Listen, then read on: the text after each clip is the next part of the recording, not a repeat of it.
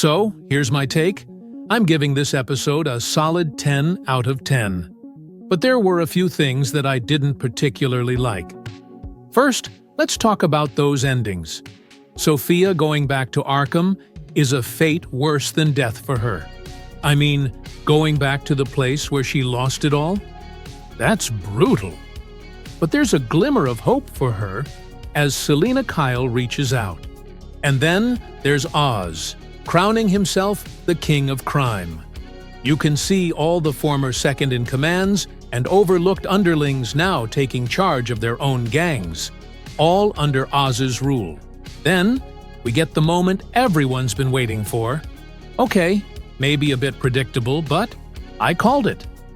Oz finally cuts ties with Victor, who, if you've been keeping up, was like his family, his weakness. Watching Oz do that is like watching him kill off his own heart. But here's where I had issues.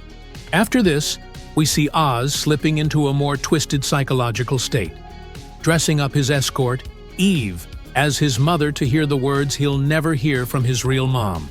This Kingpin-style duality, city king by day, a messed-up guy with severe mommy issues by night, didn't really sit well with me.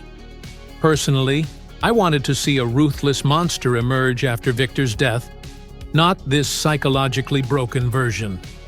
I get it though, Gotham villains are all crazy, but I prefer the idea of a purely greedy, evil Oz over this unhinged version.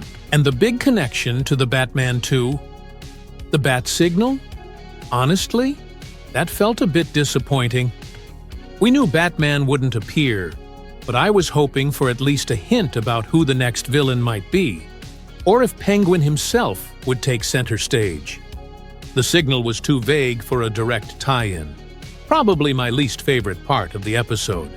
Even so, this was a brilliant ending to an epic series. Check out my video on the new Batman from Absolute DC. It's worth it. Until next time, if you're craving more Batman content, stay tuned.